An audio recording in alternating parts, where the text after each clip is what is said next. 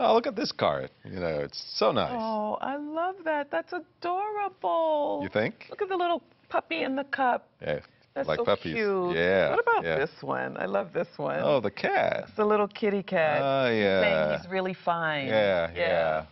Looking for ways to put fun back in your marriage?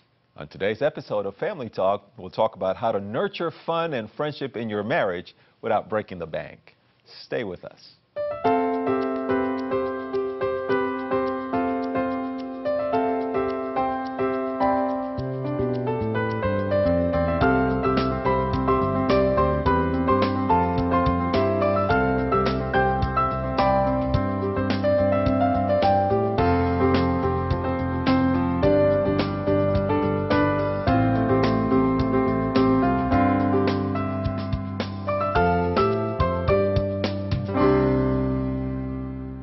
Welcome to Family Talk. I'm Willie Oliver. And I'm Elaine Oliver. This is a program about strengthening families and inspiring hope. It is a place where we talk about real family life and share tools that will strengthen our marriages and families.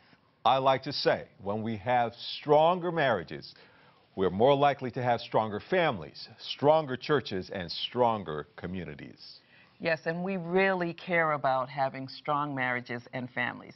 We know that although 50% of most marriages in the U.S. are ending in divorce, that means that about 50% of people are staying in their marriages. That's correct.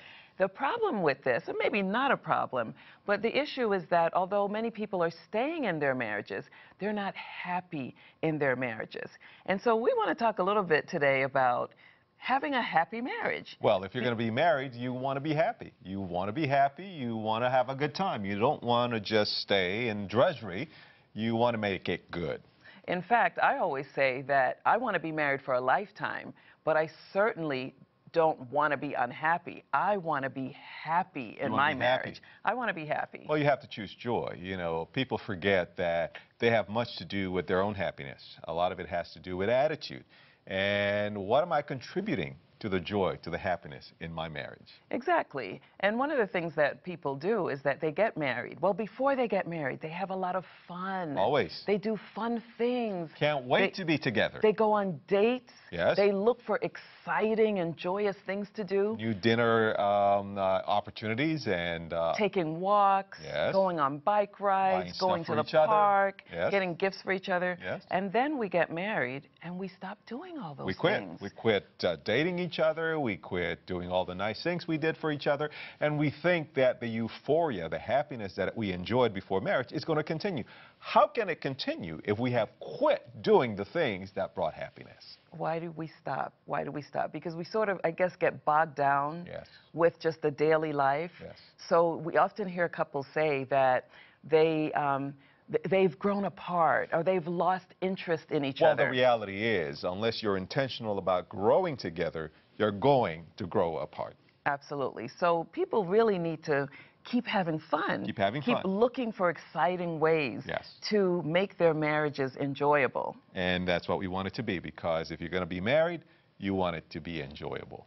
Yeah, so today we're talking about nurturing fun and friendship in marriage.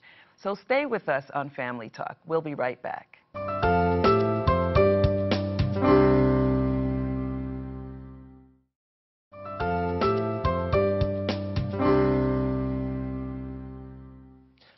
Welcome back to Family Talk. Today we're talking about nurturing fun and friendship in your marriage. Look at this card, Elaine. Relax. God has it covered. Isn't that great? Oh, wow. That's adorable. It's a great card. It is a great card. It's so much fun to look at cards. I think so. And, you know, it's one of the things that we do for fun in our marriage. We have done it for a long time. We've done it for a long time. Sometimes we're buying the cards. And sometimes we're not. Sometimes we're not. They may not like it that much at the store. Well, the reality is, most of the times, we're not buying the card. We're just looking at cards in the card store and reading funny stuff. Yeah. And finding something to laugh about. And that's a good way that you can revive the laughter and the humor in your family. You know, let's say you don't have a great sense of humor. You know, rely on someone else's sense of humor. You know, the Bible speaks about laughter as good medicine. And the reality is, it costs nothing to laugh. To laugh. Yes. It's free. And to find something that we enjoy laughing about. Yeah, one of the things that we know that preserves relationships and helps to nurture friendship and fun in marriage is humor. Indeed. And just having a great sense of humor. And so if couples would spend a little bit more time laughing, then you would find that your relationship thrives, Yes. right? Because And you learn to laugh at things, yes. not at each other, but with each other. I want it to be clear that we're not laughing at each other, we're laughing with each other. The reality is that slight difference makes a world of a difference in where your marriage is going. When a wife or a husband feels like the other is laughing at them instead of laughing with them, then the fun goes away. That's right. But today we're talking about how to have fun together. Yeah, so why is it important for couples to have fun? Well, it's important for couples to have fun together because when we got married, we didn't say, hey, you know what, I like to have a good argument, so let me find someone to marry so that I can argue and argue well.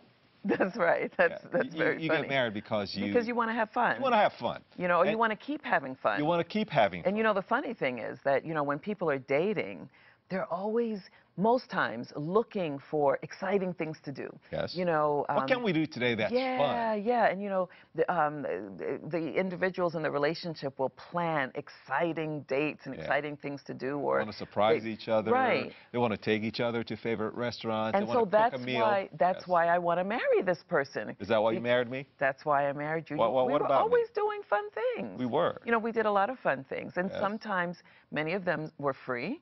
Well, you know, we love photography. Yeah. And when I met you, you were taking a class in photography. I was. And we would go to the park. And take pictures. And you always wore that nice hat. Yes. And so when I was working on shadows, yes. I was able to take pictures of your hat. Yes. When was the last time you took some pictures of me?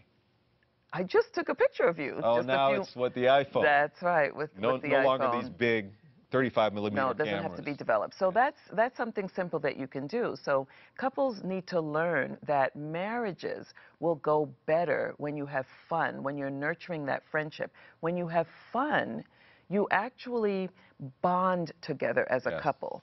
So it's not just the physical part that we're talking about, but just that part of intimacy. We could actually almost call it recreational intimacy. Yes. Right? Social intimacy. You're getting close. We're getting close together. You have things in common. Exactly. That you enjoy doing. Exactly. And the more things we have in common, the more things we share together, the more our intimacy is going to grow in our relationship, and the stronger our bond. Yes. The thing that many couples do is they do things separately. Okay, so I like to go to the mall shopping. Well, not me, but I think that's you. Well, I go to the mall, and you know, it's okay for us to have friendships that we can go to the mall with, if that's something that your spouse doesn't like to do.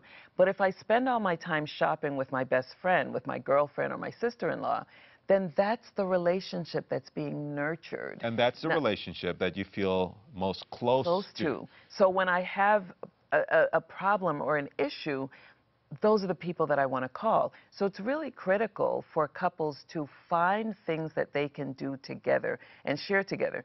You know, actually, you know what? Let me share a letter, because we received some letters from some people, and this particular woman shared a letter where she said, "Dear Willie and Elaine, you know, when we first got married, my husband and I had a lot of fun, and before getting married, we had a lot of fun. But now, it doesn't seem like there's any fun in our marriage. My husband doesn't want to do the fun things that we used to do, and he always tells me it's either too expensive or he just doesn't have the time." What would you say to this woman who's writing to us about fun in her marriage? Well, I'm really hoping that not only she's watching, but her husband is watching. Hopefully. And that he recognizes that just because we get married doesn't mean we're naturally going to have fun. Some people think, okay, we love each other, we say we love each other, we're dating, and we've been dating for some time now, and we think it's time to get married. And so we get married, and we think, now that we're married, we're just going to be happy, and we're just going to have fun. It's just going to happen. The reality is, not so. This couple is not unique. People get married, and they quit having fun because they quit being intentional about doing the things they did before they got married that brought joy, brought happiness, and brought connection between them. Right. Well, she mentioned two things. She mentioned that her husband said it was too expensive. Yes. And there was no time. Yes. So what can we say to this viewer and to the other viewers that are watching that can help them with that process. Well, one, it doesn't have to cost anything to have fun. Right, like our cards. Like our cards, you know, you go to the mall. I mean, I guess the gas to get to the mall, but you don't even have to get to the mall. You and I love to go for walks in the morning.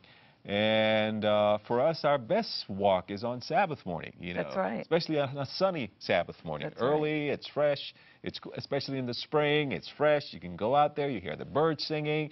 You know, we can talk, we can hold hands. It's rejuvenating. It's just a lovely time to spend together, and it bonds us and connects us and helps us to know that we belong to each other and we enjoy being with each other. So that's something that's free. So there are many things that are free that couples can do. And then she spoke about time, that her husband would say there's no time. And we recognize that a lot of couples are struggling because, especially if they have children, they're juggling so many competing commitments. The children sleep as well, so you know you can do things when the children are sleeping, or you can do things with the children. But of course, we want them to do things together as the two of them, as a couple, to nurture that fun and friendship. Here's what we do know. That individuals who have more fun together are individuals who have less problems because they have fun together.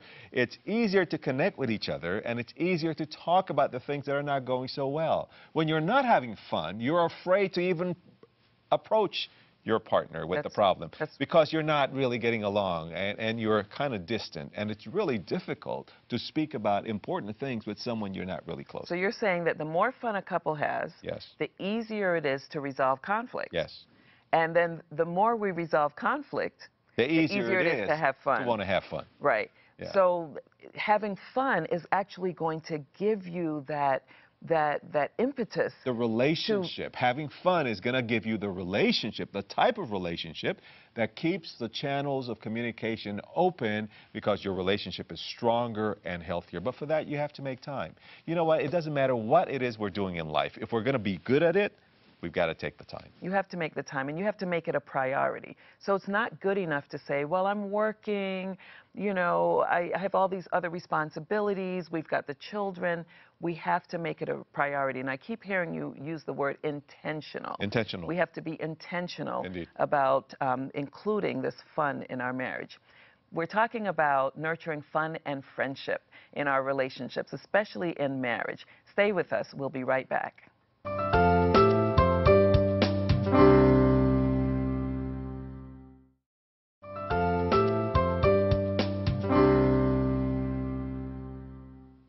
So today we've been talking about nurturing fun and friendship in marriage. We're going to share with you some ideas now on how you can nurture fun and friendship without breaking the bank.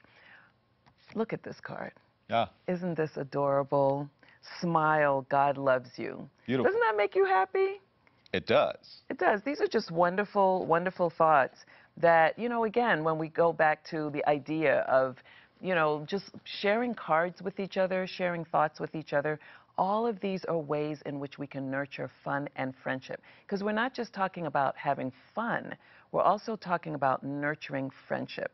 Because we found when we ask people, what is it that you're looking for when you're looking for a mate? What do most people say? A friend, someone to have fun with, you know, someone I can talk with, someone to be my companion, someone I can have fun with. Yeah, so they're all the characteristics of a friend. Yes. You know, and what is it that friends do for us? Well, usually someone once said, a friend is someone who is happy to see you come and they have no immediate plans for your overhaul. That's right. Yes. You know, so they accept you as you are. Accept you as you are. They basically take you as you are. And so there's a comfortable feeling that we have when we're with friends. Now, you can be yourself. That's right. I know that you're appreciated. That you're not being judged. I mean, you're not perfect. None of us is perfect. But at least when we are with friends, we know we can relax, we can have a good time. No one is trying to beat you over the head. No one is trying to catch you saying something you're not supposed to be. We're just there to have fun, to relax, to enjoy each other's company. Yeah, and of course you don't mean a literal beat you over the head. No, no. Right. Yeah. Just a figure of speech. Yes. Yeah. Well, the whole issue of friendship is that in marriage is that we want to maintain that friendship. Well, it's not going to happen unless we're intentional about developing the friendship. It's just like any other relationship. People were talking about time in the past segment. The woman who's saying that her husband said there was no time. Well, we make time for everything that's important to us. You know what? We could say there's no time to make up the bed, so we just have to run.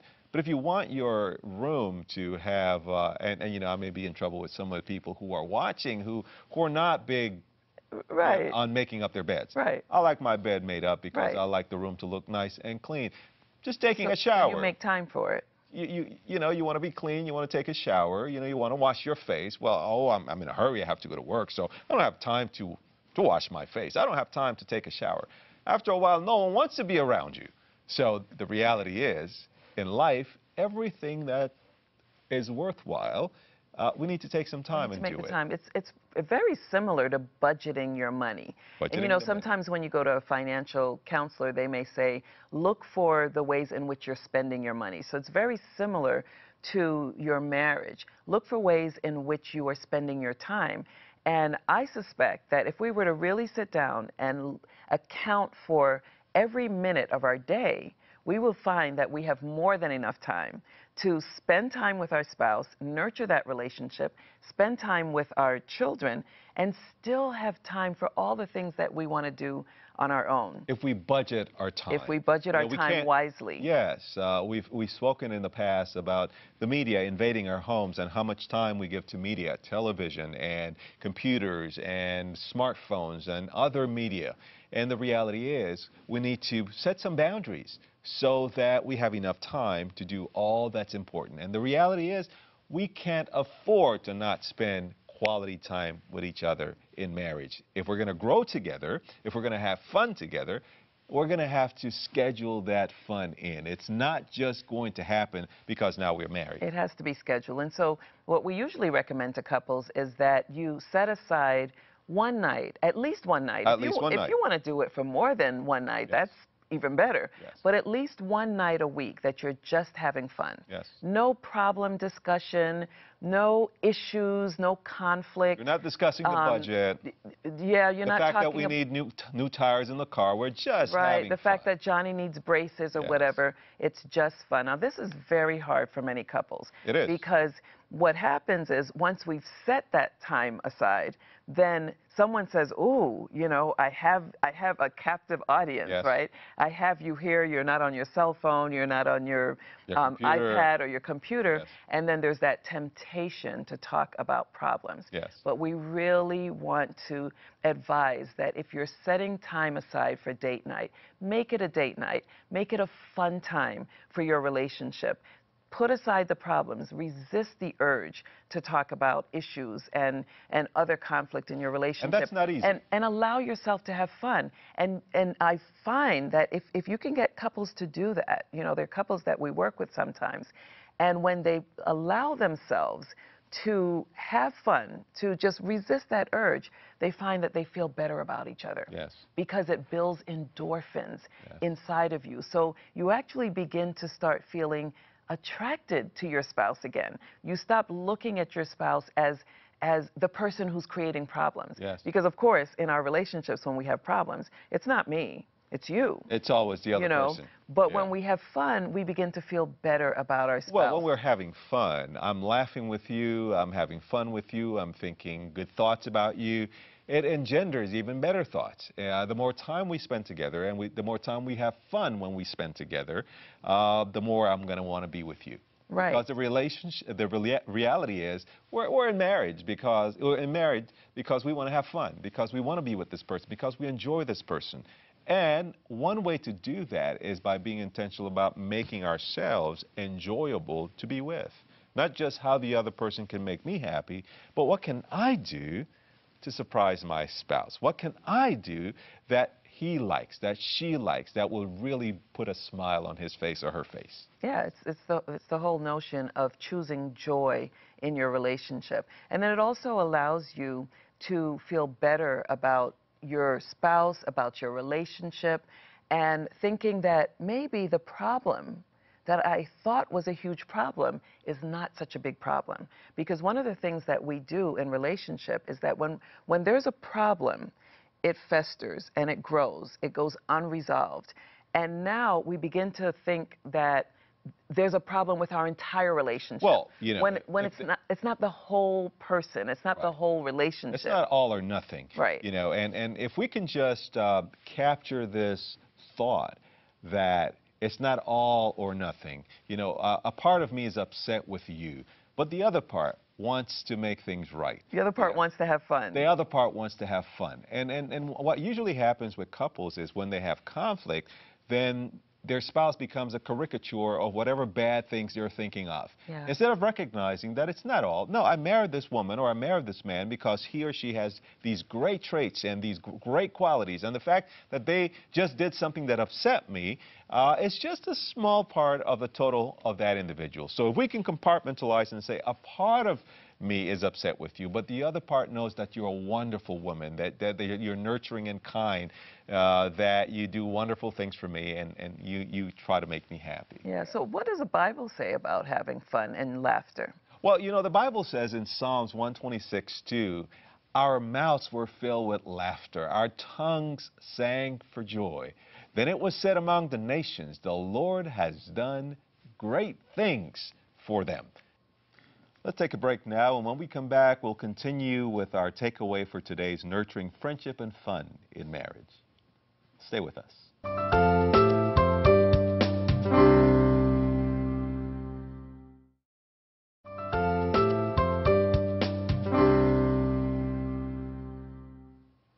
Welcome back to Family Talk. We've been talking today about nurturing fun and friendship in marriage. Look at this card, Elaine.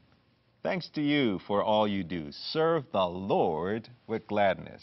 That's beautiful. Isn't that a beautiful thought? It is. It's a beautiful thought. And, you know, that's one of the things that couples can do to nurture fun and friendship in their marriage.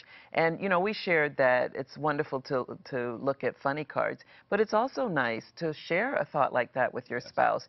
Send them a postcard. Wouldn't that be amazing? Because we don't really mail things anymore. Yes. If you sent a postcard that said something like that to your spouse, thanks for all you do. Yes. I know that I appreciate it when you say to me, you know, thanks for that meal that you made.